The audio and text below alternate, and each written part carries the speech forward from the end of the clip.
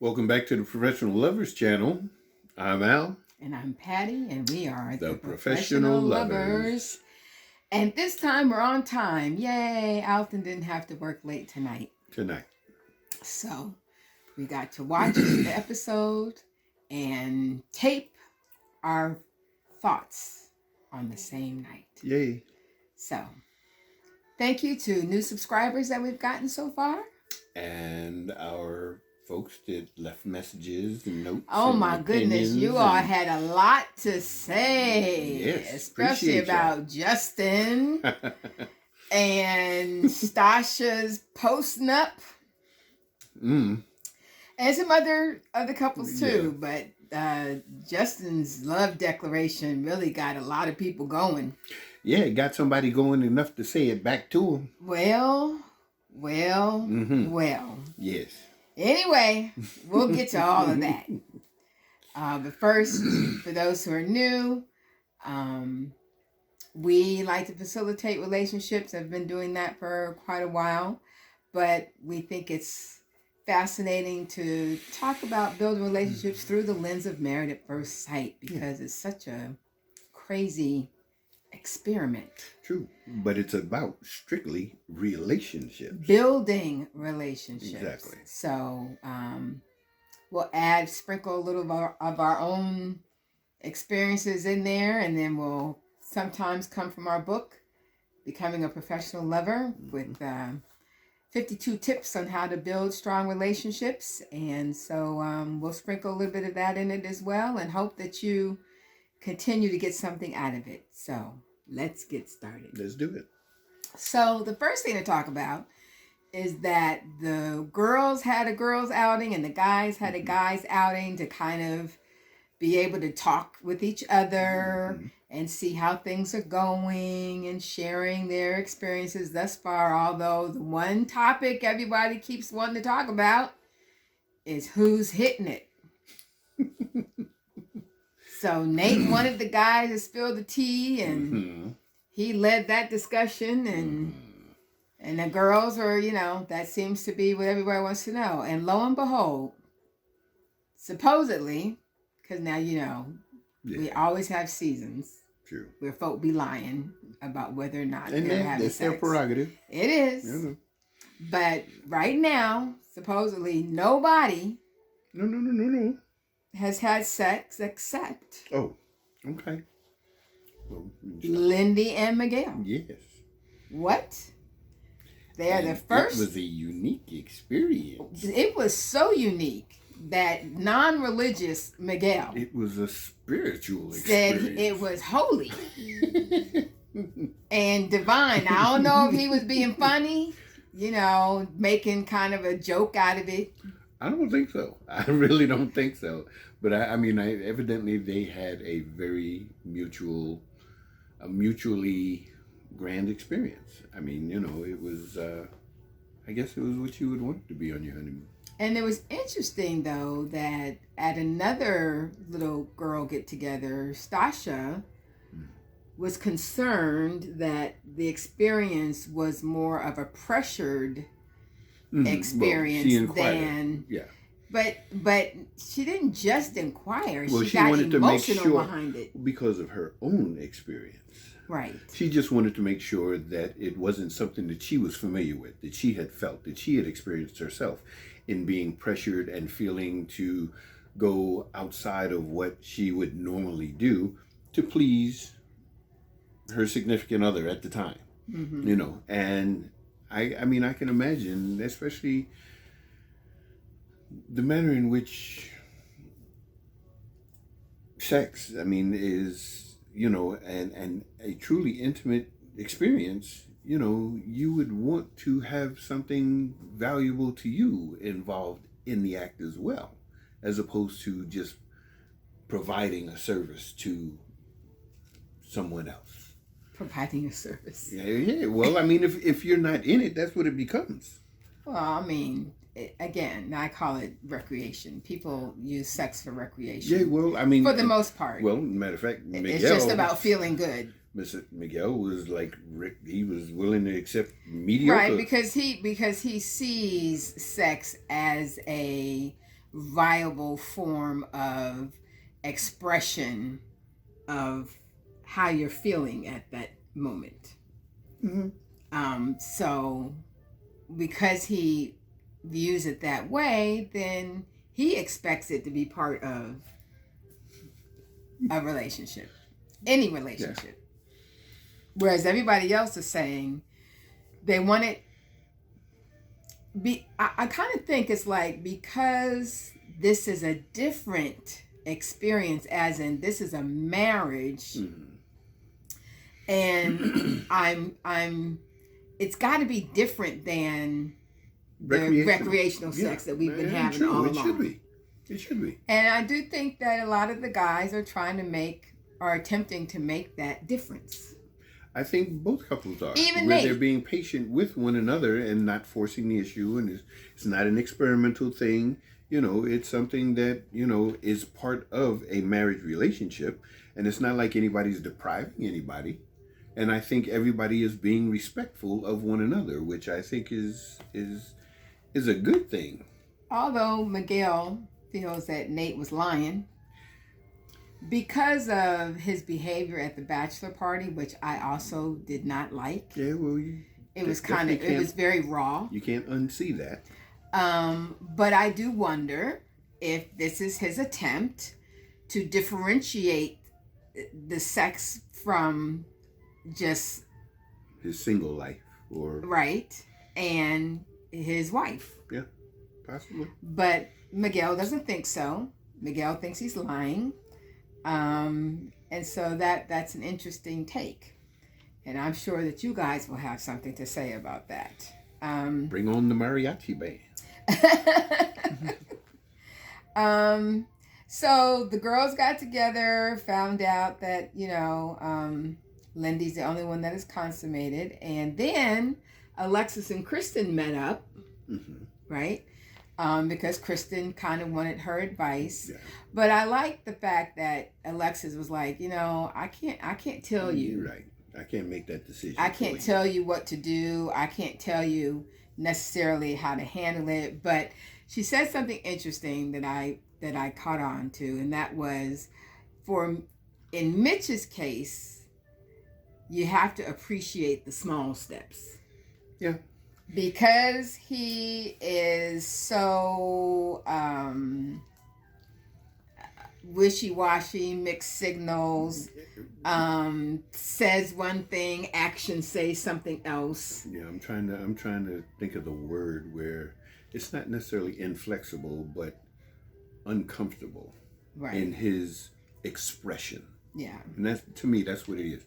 He's uncomfortable in his manner of expressing what his feelings may be. I mean, his words say one thing, but his actions sometimes get a little confusing, and it's almost like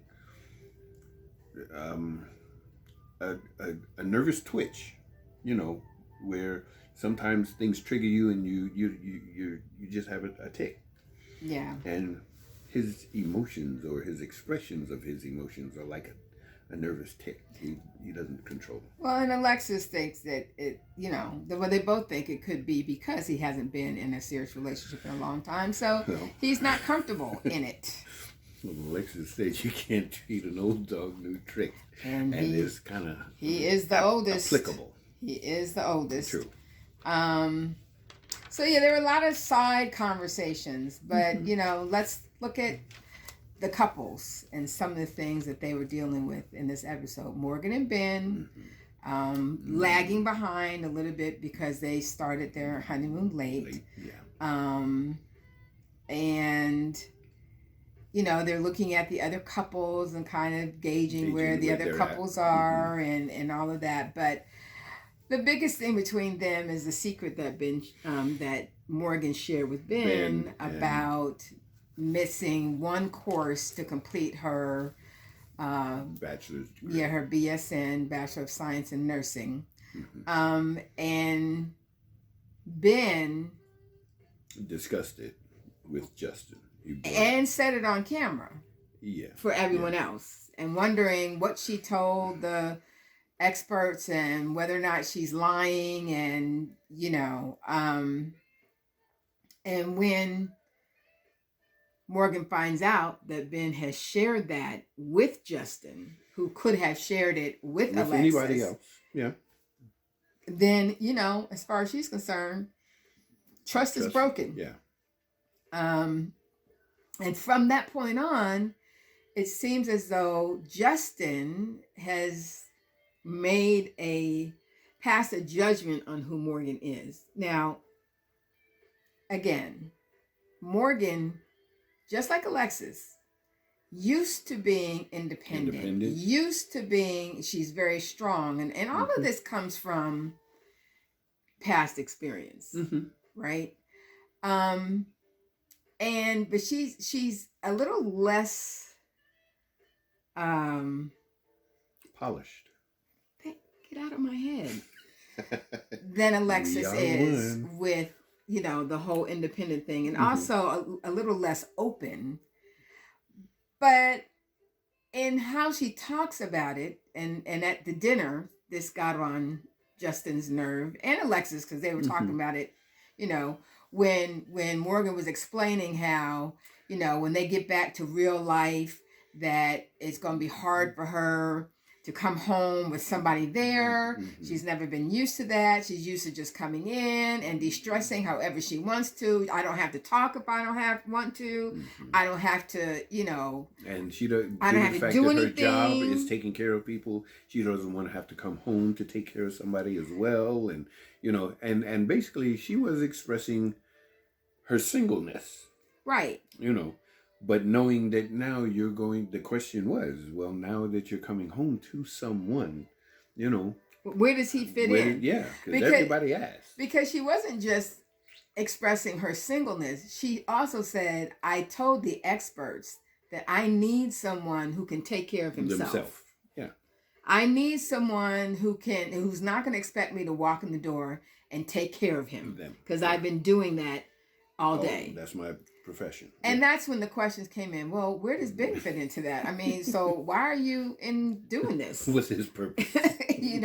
What is it that, he can give you if this is how you want things to be when you get home from work? Yeah. And then she kind of tried to soften it and say, well, I know that I'm going to have to work at it. I'm going to have to, be different. I'm going to have to, but just hearing how she put it completely turned Justin off. Yeah, it did.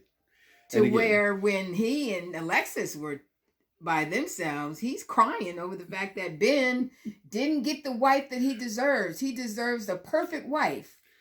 Which we know that does not exist. And I was like, perfect wife? No. But I can't just let that slide by. Y'all don't beat up on Justin just because he gets a little emotional. He's a sensitive kind of guy. Yeah, but Alexis told him, look, you can't. And I like how she helped him get through that. Really. I mean, I really like how they communicate. Yeah. She is at least right now. Yeah. She is not, because even as she called him names and teased him about being soft, emotionality and all of that. Is that a word? Emotionality? Yeah. Yeah. Okay. This is the wordsmith, so that I got to get confirmation. She teased him about his expression, but she wanted to let him know that she appreciates his heart, and so she affirmed him in his feelings and his expression, right. His emotional state of being as an individual. And even though you care about somebody, you can't feel for somebody. And, right. Because he is a total empath. Yeah. I mean, when he feels for you, and that's a rarity. Yeah, it is. And I only know a couple of people personally who are like that, and it does almost borderlines on being like you're a washcloth, like people can just it like undo you because you're in touch. So involved. You're so in them. touch with their feeling and their emotion, and it can be scary. Yeah, it's different. And it's different. and it can lead to codependency tendencies, and it can lead to you being An imbalance where you can walk over a person like that. You can be abused. Yeah. Your vulnerability Yes. can allow that's someone to that's it. You lead can be you to abused. be abused. Yes. Yeah. And so yeah. So But Justin and Alexis just have a balance in communicating with one another. And she loves him. As she said At the table without thinking about it. And familiar. then when he said, "What'd you say?" I didn't say nothing. Nothing. Mm-mm. So what's wrong? What? Mm-hmm. That's what he did. Yeah. Those words, "I loved you," popped out of his mouth, and I said, "What did you say?" Nothing. Because he wasn't ready. Because you didn't unhear it. I know that. Nope. So you didn't have to hear it again at that time. But I needed to make sure. I needed to make sure. But that's funny. Yeah. That popped out her mouth. And Stasha was like, "I heard it. She don't have to say it again. I heard it. We heard it." And of course, Justin was over the moon. Now, again, we don't know at this point, what does love really mean? We know that it's not the in-depth love that you get with time. And we do understand that. But all the naysayers. Yes. But there is a love that you can feel for someone out of their other-centeredness. And it's true. Very true. And there is a difference between loving someone and being in love with someone.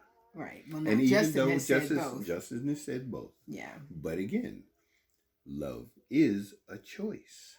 And that's what gives the determination of being all in. And Justin is just all in. He's just all in. Now, again, we don't know how that's going to end up or play out. No. Whether he, is in love with love and in love with the desire that he has had for so long, and to see them kind of manifesting themselves in the kind of person that Alexis is. All of that's going to play out in time. But I do think that, when you're at a certain age, it doesn't really take long all the time, if you're serious, to understand how you're feeling about someone, and to read someone, and whether or not that is someone who could possibly be with you forever. Yeah, that makes you feel comfortable enough to consider being with that person for an elongated period of time, or an undisclosed period of time. Right. So for the future. Right. You can tell when it's not going to work pretty quickly. And you can tell when there's a huge possibility of it working. Yeah. And sometimes you just go with, what your gut is telling you. And I've seen it happen a couple times. So we'll see how that plays out. So Morgan and Ben, she said in the past, when she has had trust broken, she's gone. Yeah, walk. But that is the whole point of Married at First Sight. Mm-hmm. That when you're married, you're hoping that it prompts resolution. Exactly. Because you can't just get up and walk off. Yeah. And so that's them. Stasha and Nate. She said she liked the fact that he wasn't intimidated by her. Mm-hmm.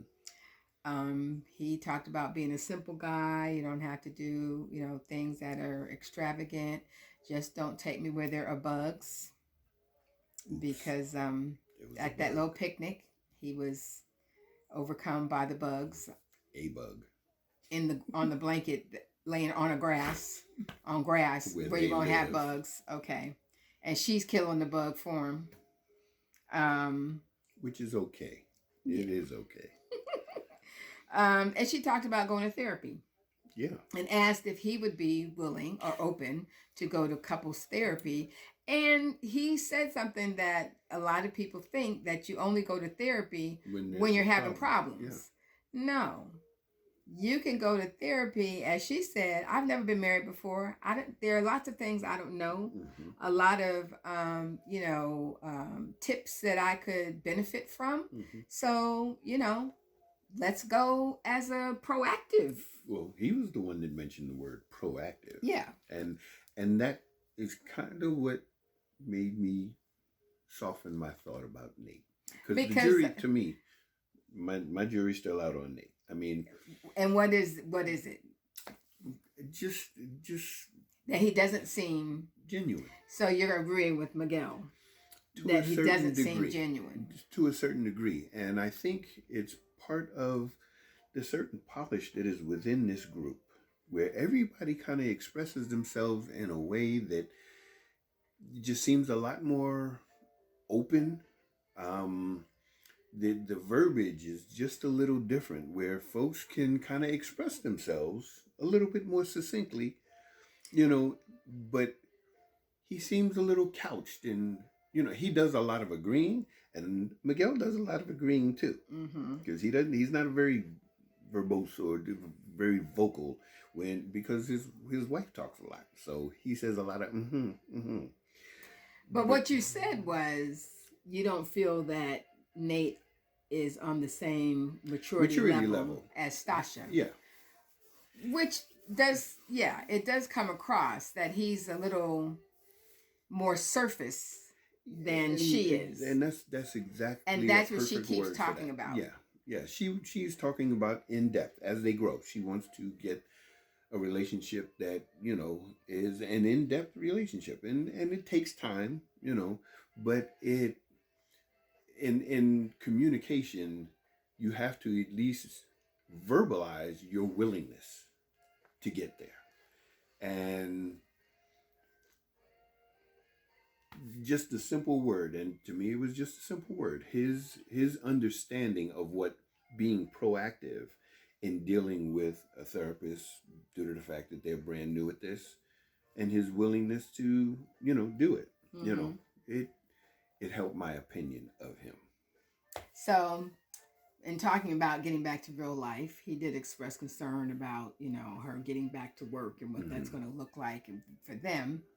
At the same time, he was very happy that she invited him to live with her in her brand new built home. But when she told him, based on a conversation she had with Lindy and Kristen, but Lindy, bringing up the fact that Miguel didn't think that Nate was genuine. And Stasha's saying, Lindy asked her, have you been concerned about that? And she said yes. And she told Nate, I'm still trying to figure out what your intentions are. And he's claimed that he was hurt by that. He was a little hurt by that, because he feels like, in their conversations, the things that he said, the things that he's done are showing her what his intentions are, that he's in this for the right reasons and the long haul, and I was saying that I think her fears, all of the insecurities that she has no insecurity when it comes to work. None. But her self-esteem, it's surprising. She's got a lot of insecurities in that area. Yeah. And I'm worried that all of her fears that she has that are couched in those insecurities are going to be what become stumbling blocks for the relationship. For her to open, to be vulnerable. Yeah, but see, that's where I think she is in need of somebody to take care of her. Yeah. Because she's been independent for so long. She needs an Alexis in a man style. Yeah. Yeah. Although Nate said he was falling in love with her. Yeah. But he said it. He said it. He said it. He said for those who are skeptical, again, time will tell. But it made her feel good to hear him say that. I'm sure. Lindy and Miguel been getting along great. Although there was a little conversation after they went boating, where Miguel said that he was given this 8 weeks. He basically said, I don't know where I am. Lindy is like, I can see us working on moving forward and working toward the long term. And although she felt pressure from his boxes, to be checked off in the things that he needs. Right. And he was like, no, don't do that. Don't try to fit in my box. Just be you. Yeah. But in her mind, he's analyzing everything that she says and does to see if she's fitting in line with his expectations. But understand that's part of her triggering too, because she is an overthinker. Yes. And she stresses out and she gets anxious very easily. And so it started her on that path. Are you just in this for 2 months and then that's it? Is it really just an experiment? Or are you looking at this as a long-term relationship? And that's when I kind of talked about in our discussion of how the perspective that people come from. As a guy, to me, Miguel was thinking like from the beginning, the unknown, and we're just starting on this thing, and we only have 8 weeks to make it happen, or whatever the case may be. And he's not that he's looking for an out, but the manner in which this is set up, something happens after 8 weeks. So he's looking at that time frame that he has committed to, whereas Lindy is looking beyond that. Right. She's looking at this 8 week period as like the first gear. Right. Where he's looking at this as the front door and the back door. And because he said it's kind of an out. Not necessarily that he's looking for an out, but it is an out. Yeah. And we've seen other couples see the 8 weeks in those two perspectives. Yeah. Where one person is looking at it as a finite time frame. Right. And to make a decision. Right. And the other person is looking at it as the beginning. Gear one. Yeah. To our future. And looking at what the end goal is. Right. The end goal. Is life ever after with, your spouse. And it reminded me of one of the tips in the book that says motivate resolutions by never making divorce an option. So we know that this is a weird experiment, right? But the whole purpose of marrying the people is to motivate resolution. True. And unless, they're just completely incompatible, which has happened, the hope is that you come to resolutions because you're not looking for an out. Exactly. If you were looking for an out, then you wouldn't get married. You shouldn't have got into it. Yeah. So, I think when people look at the end goal, it's 8 weeks toward an end goal, then you get a different perspective. Yeah. I mean, you look at it as a potential launch pad. Right. Not just, I don't know. A decision-making tool. Will I stay or will I go? Or an event. Yeah. It's supposed to be a launch pad. Right. So, let's see. So when she talked to the girls about that conversation, it bothered her.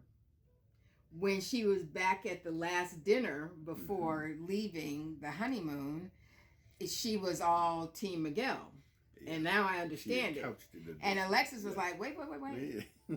Because back there, you were all concerned about it. And then came... And then Stasha was like, Yeah, so I Yeah. need to know. And the mariachi Bring band came at the right right on time. time. Because that was about to get a little. I think that would have been A little that. dicey. Yeah, that would have been that situation where things just kind of go off the rails. Yeah. Really, I think, and it would have been unfortunate because everybody was having a good time, and I'm glad that it happened that way. At least they can leave, the honeymoon spot, and everybody kind of be comfortable and happy. And out of that, it reminded me of yet another tip in our book. Because in this episode, everybody's talking with each other about their spouses, right? Mm-hmm, mm-hmm. And there's a certain amount of information that I don't think, you don't share everything True. about building your relationship or your relationship with everyone. True. Because you begin to create feelings and thoughts in the mind of someone like a Justin toward Morgan because of what Ben is saying. Yeah. And even though Ben can come back and say, I overreacted, I shouldn't have said anything, and you've already created this image and picture of your spouse in the mind of your friend. And when when Ben says, yeah, we're good, Justin is still like, you ain't, she's not good for you. She's, and same with Alexis and Mitch. And same with, Stasha and Lindy. Mm-hmm. So there is a line that you have to draw where, some issues stay inside the relationship. Yeah. Even not with family. True.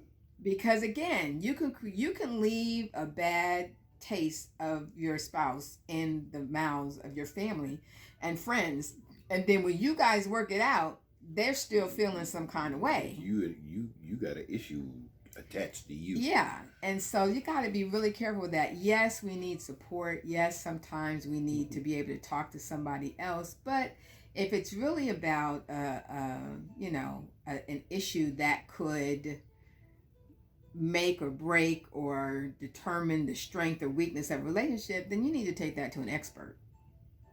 Not people who are just going to give opinions based on what you're telling them. Mm-hmm. Because they're getting one side. True. So that's it. Just have to be careful with that. And then Kristen and Mitch are plodding along, but they're liking where they're going. And she's still being patient. But I like the fact that she's not letting his mixed signals, and he acknowledged that he gives mixed signals. Mm-hmm. That she's not letting those mixed signals determine what she does or doesn't do. True. She's basically taking back her power. Yeah. And so, and I think that's cool because, I need to know that you want me for me. Yeah. And not that it's as a result of... And that's anybody. Yeah. Anybody. So, at least they feel like they're getting better. He feels like he's in a different space. And so, now that everybody's headed back home to real life, we'll see what that looks like. True. It's going to be unique, especially with pets and stuff. Yeah. So, that's what we got in store for us for next week. So, until then... we hope that you will give us feedback again, because we had a great, rousing discussion this past week. And hopefully we gave you a little bit more time to go ahead and express them thoughts. Right. And keep them coming. And share with your friends and get other people to subscribe if you think that they will like what we talk about and how we talk about it. So until next week, love yourselves. And each other. Bye. Peace.